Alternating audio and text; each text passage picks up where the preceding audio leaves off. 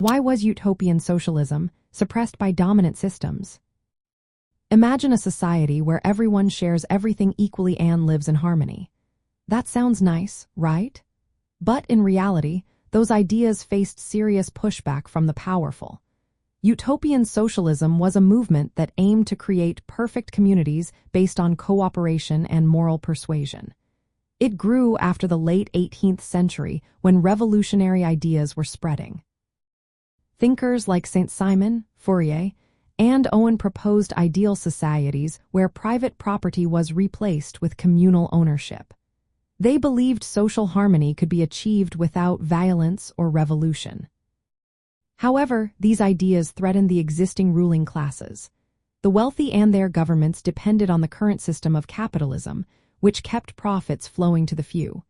Utopian socialists did not call for a violent overthrow or a class struggle. Instead, they promoted voluntary cooperation and moral influence. This made their ideas seem less dangerous to those in power. They could dismiss them as unrealistic or harmless reforms.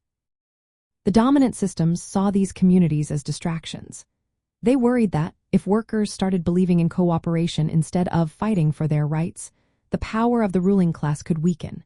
The utopian socialists focused on creating model communities that were isolated from the larger society. This approach did not mobilize the working class as a whole. It was easier for the ruling classes to ignore or co-opt these ideas because they did not threaten their control directly. From a communist point of view, the suppression of utopian socialism was about stopping the development of revolutionary consciousness among workers.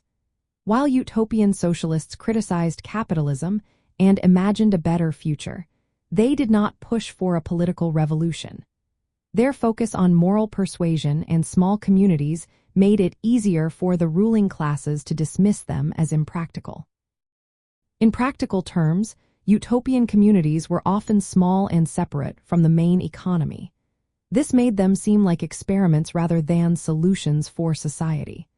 The dominant powers preferred this because it kept workers divided and less likely to unite in a revolutionary movement. They wanted to prevent ideas that could challenge the entire system of capitalism. So, the reason utopian socialism was suppressed is that it challenged the legitimacy of capitalism but did not threaten the ruling class directly. Its focus on moral influence and isolated communities made it easy for those in power to ignore or control. It was seen as a reformist movement rather than a revolutionary one, so it was easier to dismiss. This kept the existing system intact while limiting the growth of ideas that could lead to real change.